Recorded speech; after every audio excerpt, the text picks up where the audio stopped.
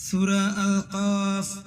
أعوذ بالله من الشيطان الرجيم. بسم الله الرحمن الرحيم. قاف والقرآن المجيد. بل عجبوا أن جاءهم منذر منهم فقال الكافرون هذا شيء عجيب. أإذا متنا وكنا ترابا ذلك رجع بعيد. قد علمنا ما تنكث الأرض منهم وعندنا كتاب حفيظ.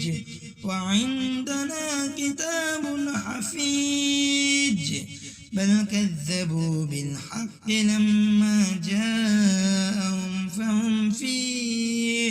فهم في أمر مريج. أفلم ينظروا إلى السماء فوقهم كيف بنيناها وزيناها وما لها من فروج. والأرض مددناها وألقينا فيها رواسيا وأنبتنا فيها من كل زوج بهيج. تبصرة وذكرى لكل عبد منيب. ونزلنا من السماء ماء مباركا فأنبتنا به جنات وحب الحصيد. والنخل باسقات لها طلع نديد رزقا للعباد. وأحيينا به بلدة ميتا كذلك الخروج. كذبت قبلهم قوم نوح وأصحاب الرس وثمود وعاد وفرعون وإخوان لوط وأصحاب الأيكة وقوم التبع كل كذب الرسل فحق وعيد.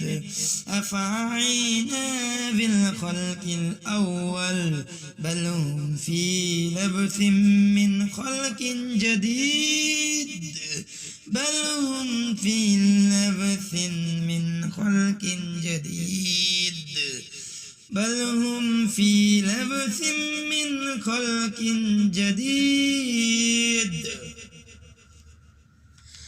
ولقد خلقنا الإنسان ونعلم ما توسوس به نفسه ونحن أقرب إليه من حبل الوريد.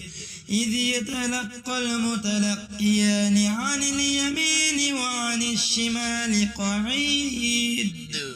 ما يلفظ من قول إلا لديه رقيب عتيد.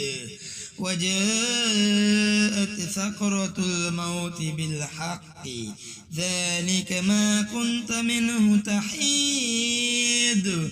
ونفخ في الصور ذلك يوم الوعيد. وجاءت كل نفس معها سابق وشهيد. لقد كنت في غفلة من هذا فكشفنا عنك غطاءك فبصرك اليوم حديد. وقال قرينه هذا ما لدي عتيد. ألقيا في جهنم كل كفار عنيد مناع للخير معتد مريب الذي جعل مع الله إلها آخر فألقياه في العذاب الشديد قال قرينه ربنا ما أطغيته ولكن كان في ضلال بعيد قال لا تختصموا لدي وقد قدمت إليكم بالوعيد ما يبدل القول لدي وما أنا بظلام للعبيد يوم نقول لجهنم هل امتلأت وتقول هل من مزيد وأزلفت الجنة للمتقين غير بعيد هذا ما توعدون لكل أواب حفيظ من خشي الرحمن بالغيب وجاء بقلب منيب ادخلوها بسلام ذلك يوم الخلود لهم ما يشاءون فيها ولدينا مزيد وكم أهلكنا قبلهم من قرن هم أشد منهم بطشا فنقبوا في البلاد هل من محيص إن في ذلك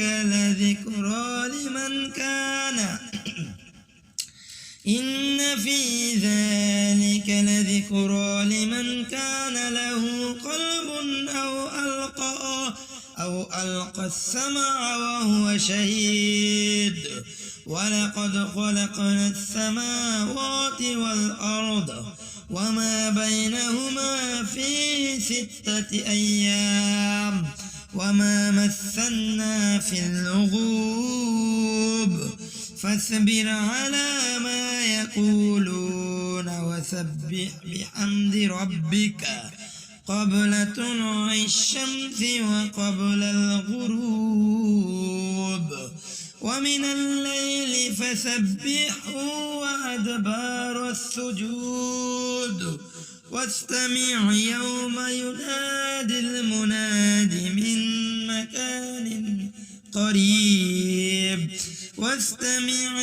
ينادي المناد من مكان قريب يوم يسمعون صيحة بالحق ذلك يوم الخروج إنا نحن نحيي ونميت وإلينا المصير يوم تشقق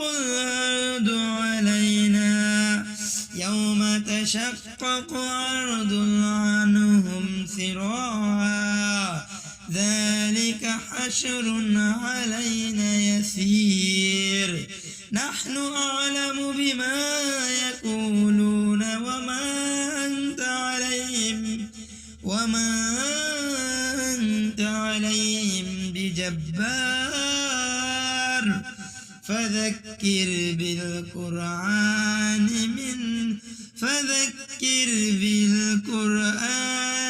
من يخاف وعيد সূরা আল কাফের অনুবাদে আল্লাহ রাব্বুল আলামিন বলেন কফ সম্মানিত কোরআনের শপথ বরং তারা তাদের মধ্য থেকেই একজন ভয় প্রদর্শনকারী আগমন করেছে দেখে বিস্ময় বোধ করে অতঃপর কাফেররা বলে এটা তো আশ্চর্যের ব্যাপার আমরা মরে গেলে মৃত্তিকায় পরিণত হয়ে গেলে কি পুনরুত্থিত হব এ প্রত্যাবর্তন তো বড়ই সুদূর প্রসারী মৃত্তিকা তাদের কতটুকু গ্রাস করে তা আমার জানা আছে এবং আমার কাছে আছে সংরক্ষিত কিতাব বরং তাদের কাছে সত্য আগমন করার পর তারা তাকে মিথ্যা বলছে, ফলে তারা সংশয়ে পতিত রয়েছে।